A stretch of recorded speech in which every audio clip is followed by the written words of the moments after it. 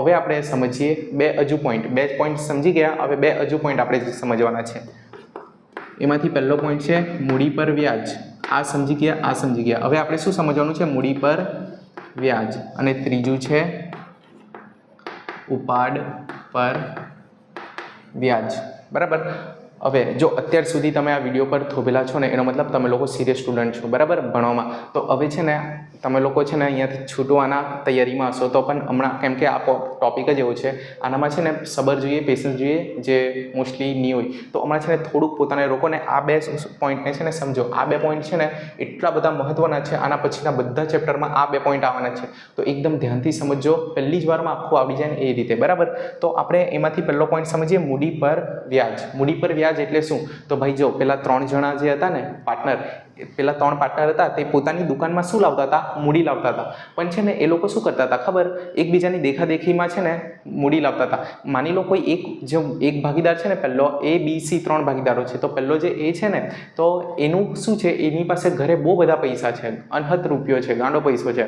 પણ એ છે ને દુકાનમાં પૈસા બધા નહીં લાવે. એ જોઈ કે B કેટલા લાવે, C કેટલા લાવે. તો B માની લો 1 લાખ લાવે, C બી 1 લાખ લાવે, તો આખે મેં બી 1 જ લાખ લાવવા, બરાબર. એવી રીતે કદાચ કરતો હોય. અને મતલબમાં એ છે ને વધારે પૈસા લાવે ને, એની પાસે છે તો બી નહીં. એ કહે કે મેં અહીંયા શું કરવા આપું? આ પૈસા જો મેં બેંકમાં મૂકા તો બેંકમાંથી મને એનું વ્યાજ મળશે. એ જ પૈસાને મેં કશે સ્ટોક માર્કેટમાં લગાવવા, બીજે કશે રોકાણ કરા, તો ત્યાંથી તો મને વધારે પૈસા મળશે. મેં અહીંયા ભાગીદારીમાં શું કરવા લગાવું? પેલા બે તો ખાલી 1 લાખ લગાવે, મેં કેમ વધારે લગાવું? તો પેલો છે ને પૈસા હોવા છતાં છે ને મૂડી નહીં લાવતો હતો. તો દુકાન શું કરે ખબર? પેલા લોકોને છે ને આપણે મોટિવેટ કરવા માટે, એ લોકોને છે ને લાલચ આપવા માટે, એક કામ કર, તું છે ને તારી પાસે બહુ બધા પૈસા છે ને, તું બીજે કશે નાખે નહીં કરતા એ બધા પૈસા અહીંયા નાખ. તો દુકાન શું કરશે ખબર? એ જો મૂડી આપશે ને દુકાનને, તો દુકાન બદલામાં પેલા ભાગીદારને શું આપશે ખબર? મૂડી પર વ્યાજ ચૂકવશે 1 વર્ષનું આખું.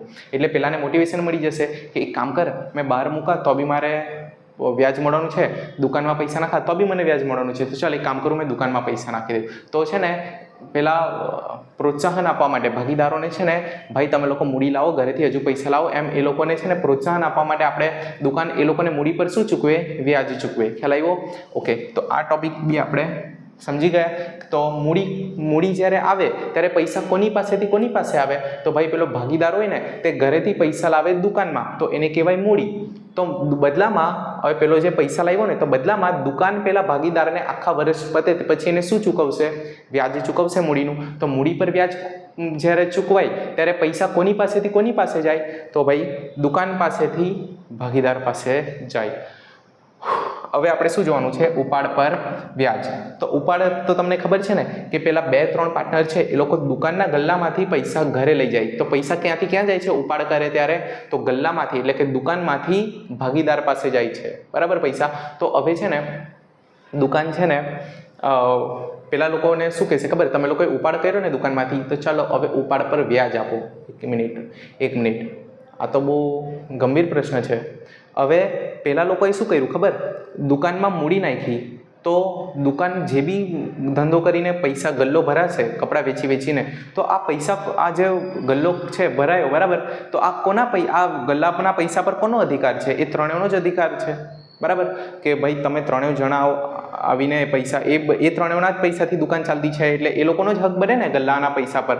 તો એ લોકો ઉપાડ કરીને ઘરે લઈ જશે, તો બદલામાં દુકાન કહે કે તમે લોકો હવે ઉપાડ કર્યો ને, ચાલો એના પર વ્યાજ આપો. તો આ કઈ વાત થઈ? આ તો એ લોકોના જ પૈસા છે ને, એ લોકો જ બિચારા હોય દુકાનમાં પૈસા નાખ્યા, એ લોકોએ જ ધંધો કર્યો, અને હવે એ જ પૈસા એ લોકો ઉપાડ કરીને ઘરે લઈ જાય, તો આ દુકાન કહે કે ચાલો હવે વ્યાજ આપો. આવું ચાલે? તો ચાલે. કેમ? તો વાત સાંભળો. હવે મૂડી ક્યારે આવે? વર્ષના પહેલા દિવસે. વર્ષ ચાલુ થયું, પહેલા દિવસે ધંધો કરવા માટે પૈસા નથી, તો દુકાન કહેશે પેલા 3ને, એ ચાલો તમે 3 જણા શું આપી દો? પૈસા આપો. તો દુકાન છે ને 3 પાસેથી પૈસા લેશે અને પોતા પાસે પહેલા દિવસે લઈ લેશે, અને પછી એનાથી બિઝનેસ કરશે. પણ દુકાન શું કરે ખબર? આખા વર્ષનું છે ને પેલા લોકોને વ્યાજ આપે. શું આપે? ધ્યાનથી સાંભળજો, વ્યાજ આપે. તો માની લો મિસ્ટર એ છે, A, B ને C 3 પાર્ટનર હતા, તો એમાંથી મિસ્ટર એ છે, તો દુકાન શું કહેશે? એ મિસ્ટર એ, તો એ મને 1 લાખ રૂપિયા આપ્યા ને, તો એક કામ કર, આ 1 લાખ રૂપિયા છે ને હવે 1 વર્ષ માટે મારા થઈ ગયા, બદલામાં મેં તને વ્યાજ ચૂકવી દેવું ભલે. ખ્યાલ આવે છે? એટલે દુકાન એને કહેતી છે કે 1 લાખ તું એ મને આપ્યા ને, તો આ 1 લાખનું મેં તને 1 વર્ષનું વ્યાજ ચૂકવી દેવું છું. એટલે મૂડી પર વ્યાજ દુકાને પેલાને આપી દીધું. તો આ 1 વર્ષ સુધી આ પૈસા કોના થઈ ગયા? દુકાનના થઈ ગયા. દુકાને કંઈ મફતમાં નથી લીધા પૈસા, બદલામાં આ મૂડી જે લીધી છે એના પર શું ચૂકવેલું છે દુકાને? પેલા ભાગીદારને વ્યાજ ચૂકવેલું છે. તો આ 1 વર્ષ સુધી આ મૂડી કોની થઈ ગઈ હવે? દુકાનની. કે 1 વર્ષના પૈસા વ્યાજ આપી દેવાના મેં, તો આ પૈસા ઉપર એમ નજર નહીં લગાવતો, એમ નજર બી નહીં ફરાવતો, લેવા નહીં આવતો, બરાબર. તો એવી રીતે આ દુકાનના થઈ ગયા 1 વર્ષ સુધી પૈસા. તો હવે પેલાને તો આખું વર્ષ એને પૈસાની જરૂર હશે જ. એના છોકરાની ફી ભરવાની, માની લો કરિયાણું લાવવાનું, ઘર ચલાવવાનું, લોનના હપ્તા ભરવાના, બધું એનું કેટલું કામ હોય. તો પેલો મિસ્ટર એ હવે આખું વર્ષ ક્યાંથી પૈસા લાવે? એ તો બધા પૈસા દુકાનમાં આપી દીધા. તો એ શું કરશે કે ઉપાડ કરવા આવશે. તો દુકાન જેમ પેલો ઉપાડ કરાવે, દુકાન એને ચલ જા પાછો, કેમ હમણાં ઉપાડ કરવાયો? તો પેલો કહેશે મારા જ તો પૈસા છે. તો દુકાન એને શું કહેશે ખબર? તું એ મને મૂડી આપી, તો મેં તને મૂડી પર શું આપ્યું? 1 વર્ષનું વ્યાજ. તો હવે આ જે નફો થશે ને, તો આ નફા પર તારો અધિકાર ક્યારે છે? આખું વર્ષ પતે પછી. એટલે આજે પેલો ઉપાડ કરવા માટે આવ્યો ને દુકાનમાં, તો દુકાન એને કહેશે કે આ પૈસા તારા જ છે, મેં ના નથી પાડતી, પણ આ પૈસા લેવા માટે તું ક્યારે આવજે? વર્ષ પતી જાય આખું, પછી આખા વર્ષનો હિસાબ થઈ જાય પછી જે નફો છે ત્યારે તને એ પૈસા મળશે. તો પેલો કહેશે ના, પણ મને પૈસાની તો બહુ જરૂર છે. તો હવે દુકાન એને કહેશે એક કામ કર, તું એ મને મૂડી આપી, તો મેં તને બદલામાં શું આપ્યું? મૂડી પર વ્યાજ. તો હવે એક કામ કર, તું ઉપાડ કરે છે ને, મારી પાસેથી પૈસા લઈ જાય તો તું બી મને આપ ઉપાડ પર વ્યાજ. કેવી રીતે?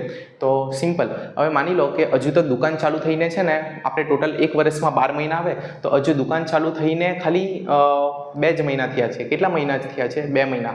અને પેલો આવી ગયો ઉપાડ કરવા માટે, બરાબર.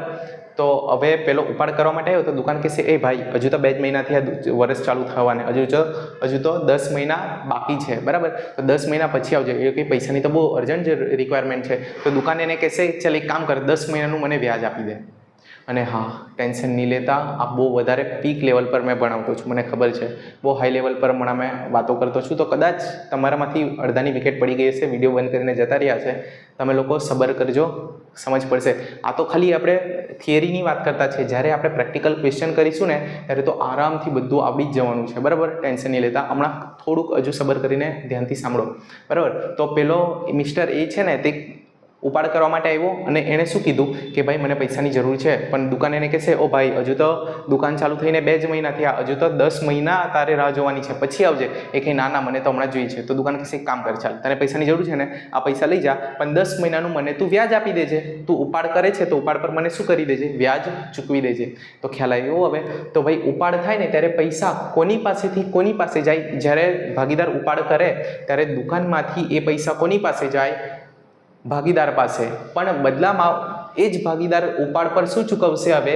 વ્યાજ. તો ઉપાડ પર જ્યારે વ્યાજ ચૂકવાય ત્યારે પૈસા કોની પાસેથી કોની પાસે જાય? તો ભાગીદાર પાસેથી દુકાન પાસે ઉપાડ પર વ્યાજ આવશે.